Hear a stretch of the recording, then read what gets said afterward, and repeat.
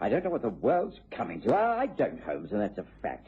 Hang it all, here we are in 1903, now in the 20th century, and look at the headlines. Assassination of royal family of Serbia. The turning of the years is no guarantee of human nature improving, Watson. I fear this sort of outrage may increase as communication between nations makes the world grow smaller. Well, thank heavens I'm living in England. That's all I can say. You think such a thing cannot happen here? I wish I were as certain as you are, Watson. An early morning visitor. Well, if it's the man I'm expecting, he may be the very man to throw fresh light upon this rather ugly incident.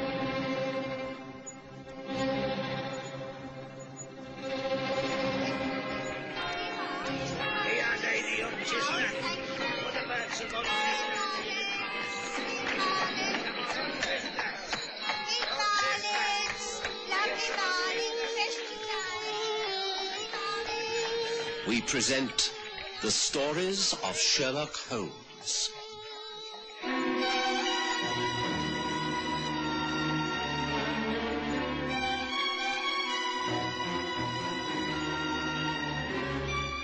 The Counter-Assassin.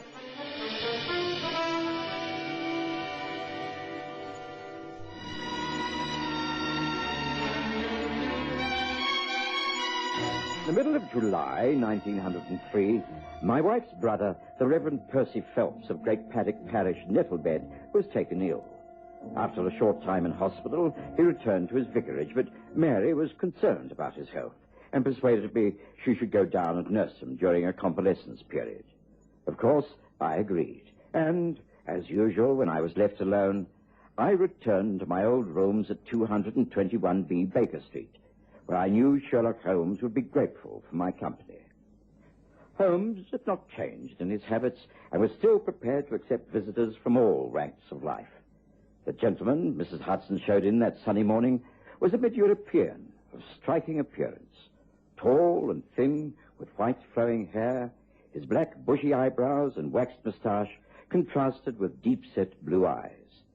He was as near Mephistopheles as I've ever seen off stage.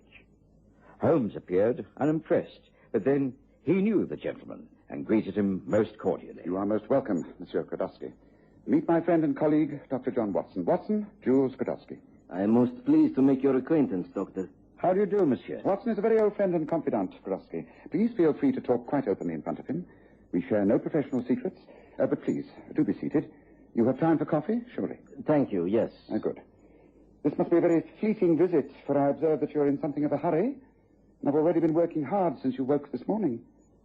Did you leave the remainder of your luggage at the railway station? Perhaps you plan to catch the northbound express to Liverpool. What is it this time, Krodowski? America?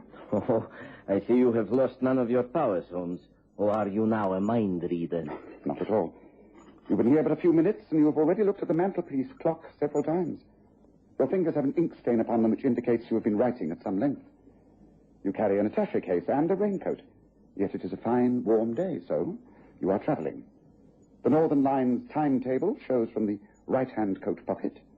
Now, why should a man like yourself travel north unless to board a ship heading west? It's really quite elementary. Now that you have explained your reasoning, I do understand.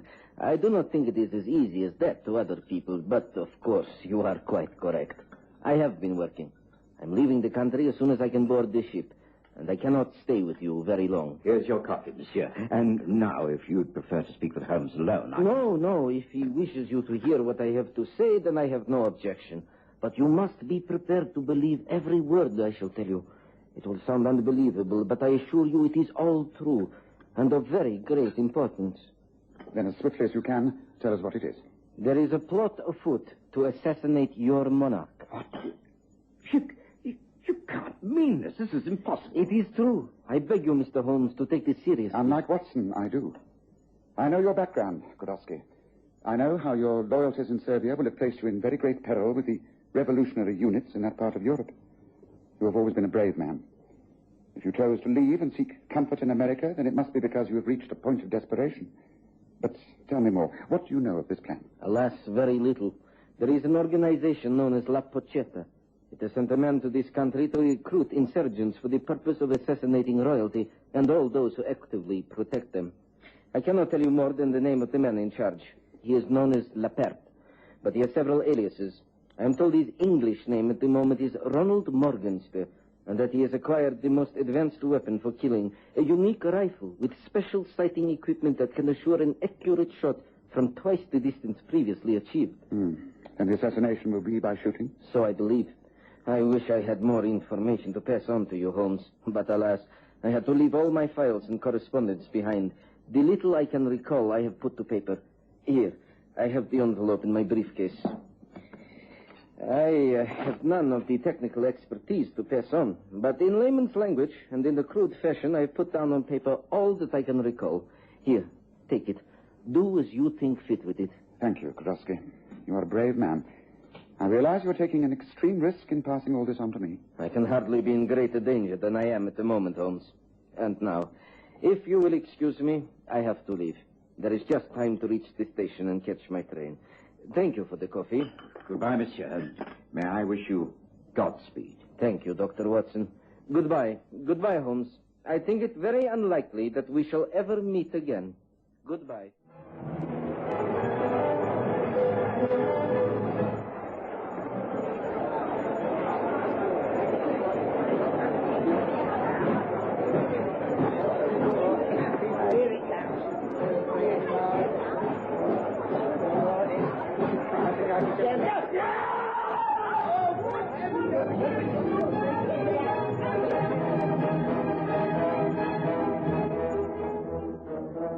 I didn't hear of the death of Jules Krodowski until noon next day, when I returned from my rounds to find Holmes in a very dark and pensive mood.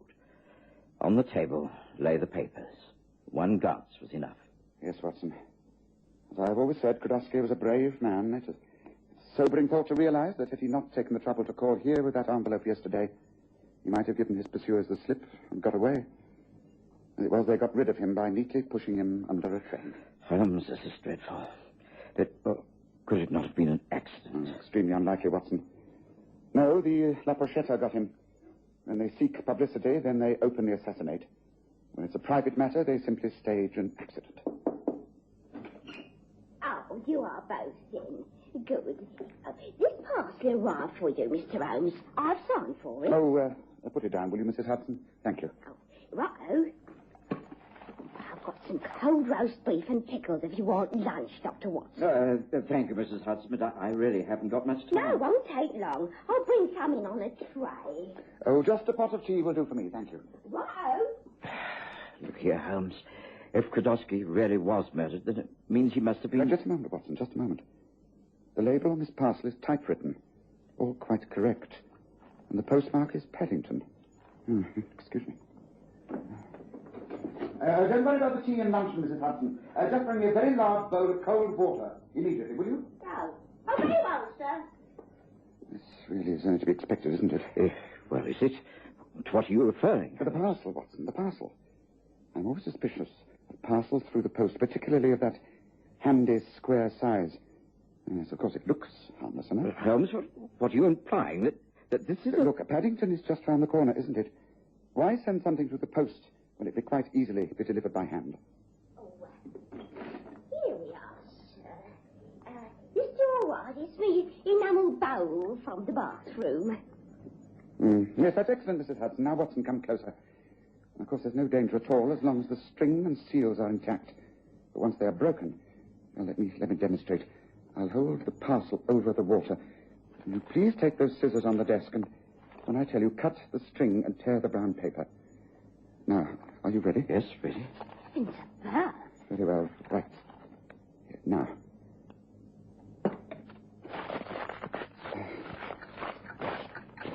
Good. Now, listen. As I thought. Into the water, Watson. Good. I shall undo the parcel under the water, and you will see that there is a clock-like mechanism attached to the spring fuse. Yes. That's rendered it harmless. Now, out of the water. Goodness gracious me. What's going on? I'm afraid, Mrs. Hudson, I'm going to make a bit of a mess in here. I'm going to cause a minor explosion. Oh, don't worry. I shall fill the room with a great deal of smoke, and there will be a very loud explosion, but it will not harm anyone. Now, wait a moment, Watson. I have the required materials handy in that cupboard. My gun. Holmes, what are you proposing to do? I'm going to make a very big bang near the window. From below it, we'll see that the bomb has gone off and wrecked the room. This should do the trick. It's all right, Mrs. Hudson. I know exactly what I'm doing and the effect I wish to cause. I must carry it over there and set it in place neatly so that the blast, such as it is, will be directed outwards. There, that should do the trick. Now, I must ask you both to stand well back. Are you ready? Yes, as ready as possible. Oh, don't lock this. One little bit. Now, with my revolver, I shall fire at the parcel, and with a little luck, we shall get just the effect necessary. Ready? Then, now. The whole of the small window was shattered by the bomb. Holmes had planted it most carefully, for while the curtains billowed out in clouds of black smoke, there was little or no actual damage within the room. Mrs. Hudson was horrified until Holmes explained that it was all quite necessary and swore her to silence. I spread the news all over London that Sherlock Holmes was seriously injured by a mysterious bomb blast in his Baker Street home. An ambulance arrived, a great show was made with a covered stretcher being taken out of the building and driven away at top speed to St. Mary's Clinic. It was there that Holmes took the superintendent into his confidence. You must give me complete cooperation, Superintendent. I know that my request is most unusual, but I must insist that you do exactly as I say. I will get Scotland Yard to confirm it all. If necessary, I will obtain an official government order signed by the Prime Minister himself. The fate of some of the most important people in this land is at stake, even the sovereign himself. Well, this is quite amazing, Mr. Holmes. Well, naturally, I should, in normal circumstances, demand confirmation of all that you say, but since you stress the urgency of the matter, I will agree. Splendid. I will arrange for Scotland Yard to call upon you and verify everything I say. Meanwhile, I wish it to be given out that I've been admitted to your care in a serious condition. No one is to be allowed into my private ward except a special nurse and yourself. You will have to take one of the matrons into your confidence, but she must be completely trustworthy and prepared to take the risks for her king and country. I know just the person. Have no fear. You can rely on us. Good. Now, Dr. Watson here will be my go-between. I shall not be able to communicate with you in person, but whatever Watson asks you to do, you must carry out without question. Do you understand? Yes, I understand. Good. Well, that's all for the moment. Make your first official bulletin about me very cautious. Then as the days go by, you can report steady progress. No publicity over and above the daily health bulletin. I understand. Oh, very well, Mr. Holmes. It shall be carried out to the letter. And so all England believed that Sherlock Holmes lay in hospital, seriously injured by an anarchist bomb. I put on as good a performance as I could as the heartbroken friend, only breaking faith with Holmes to reassure my wife that things were not as they seemed. She was aware of Holmes' methods and tactfully withdrew her inquiries.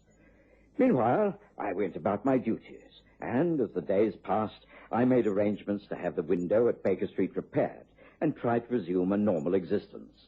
There was no news from Holmes, but one morning, returning before lunch, I found some activity in our sitting room.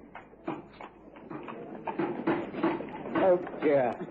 Hasn't that been repaired yet? It should have been finished hours ago. Oh, sorry, Governor, we got started late.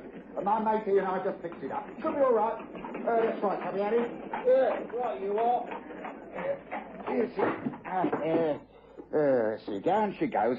That's it. Oh, yes, that seems quite satisfactory. Coat of paint, as good as new.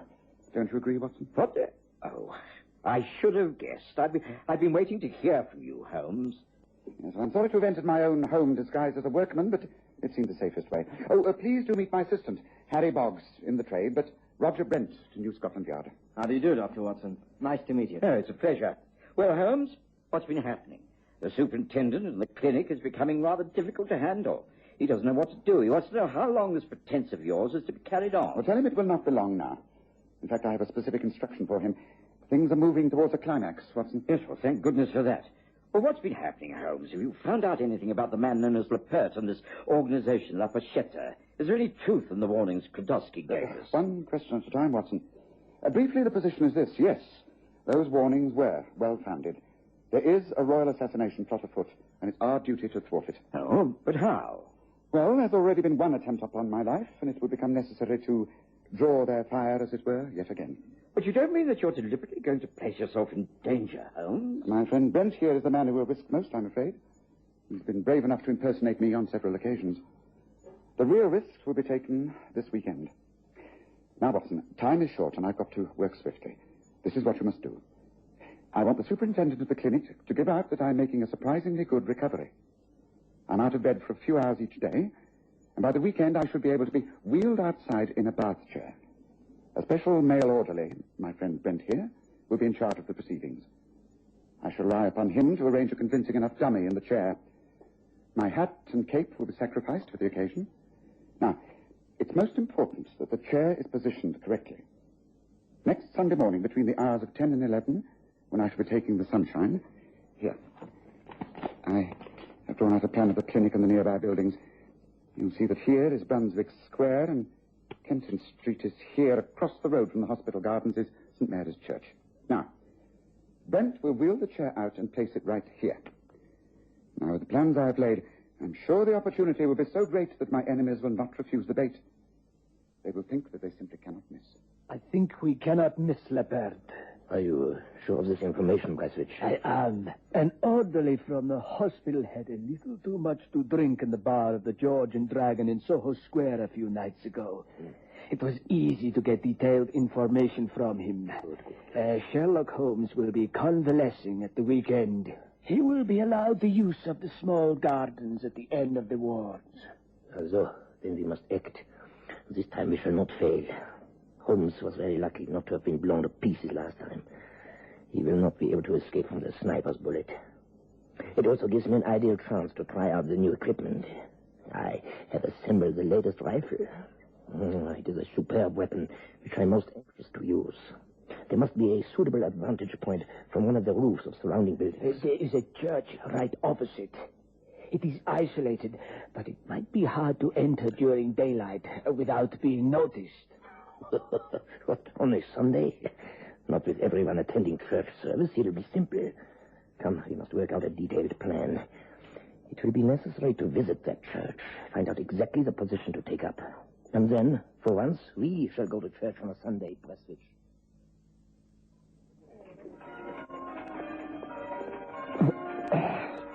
Oh, this is the longest Sunday morning I can ever remember, Holmes. I warned you that it would be extremely tiresome, Watson. Yes, well, I seem to have been crouched in the corner of this parapet for days. Mere 2.5 hours.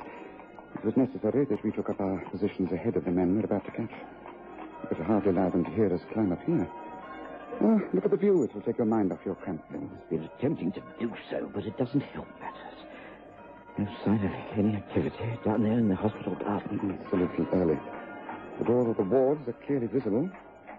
Dr. Brent will wheel the bath chair out of those first doors. Be a perfect target. Or supposing the parrot falls into the trap. Supposing it doesn't. How long are we to stay up here like this? Until the service is over. Most of the congregation will arrive now. And then... Quiet. Listen. Things are about to happen, Watson. Stay back and don't move until I give the word. Yeah, good. Now, this is the exact spot. Perfect. From this church tower, we look straight out into the gardens. No sign of anyone down there. No. Well, then we must be content to wait. Yeah, meanwhile, from the case, I take the parts of the rifle and assemble them. I think something is happening down there in the building. There are people appearing at the windows. I can see through these binoculars. Yeah. Hurry, Leopard.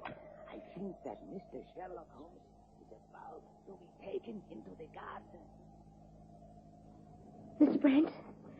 Roger? Are you sure you can manage this? Of course, nurse. Now, don't worry. I think that the dummy we have arranged in the chair is very lifelike. A deerstalker hat, with a cape and rug over the knees. It's convincing enough from here. From outside the gardens, it must look totally real. Open the doors. Very well. Good luck. Thank you. Don't worry. I shall not stay with him very long. Here we go.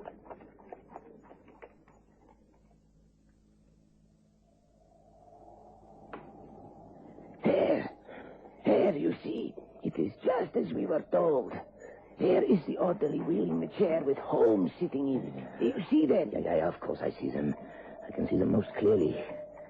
The orderly standing in the way. I have the tray in the sights of the rifle. The orderly moves back. It is clear. Yes, and now to make quite sure. I've got him. He's fallen from the chair. Stay where you are. Don't move, either of you. Take your hands from the parapet and drop that rifle. I'll shoot you on the spot unless you obey now. Holmes, and How was you are told, Lepert? You also dropped that rifle. Yeah. Sorry to disappoint you, Lepert, but I'm very much alive. Hands above your heads and move away from the parapet. Slowly now, and no tricks. So, Sherlock Holmes, you have tricked us. Laid the trap. You surely do not think you will take us alive, you? Watson is a good shot. He can just cripple you. No. I would prefer death. And so would you, wouldn't you, Bradford? Well, what do you mean? I mean, we have failed, and because we have failed, we pay the extreme penalty. Together. So! No! You're coming with me! No!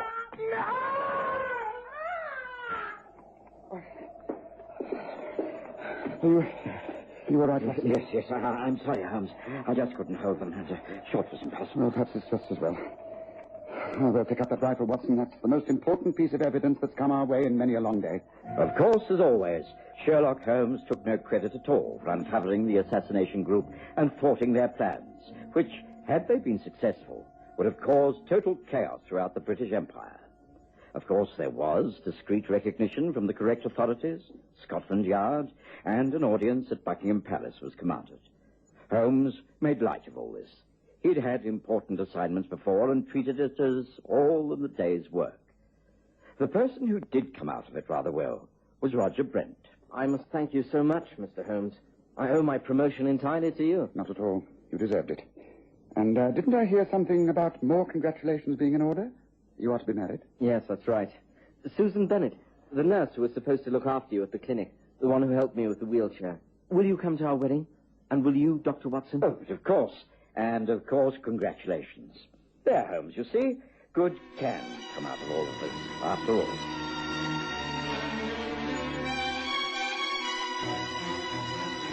Listen again next Sunday to The Stories of Sherlock Holmes, with Graham Armitage as Holmes and Kerry Jordan as Dr. Watson.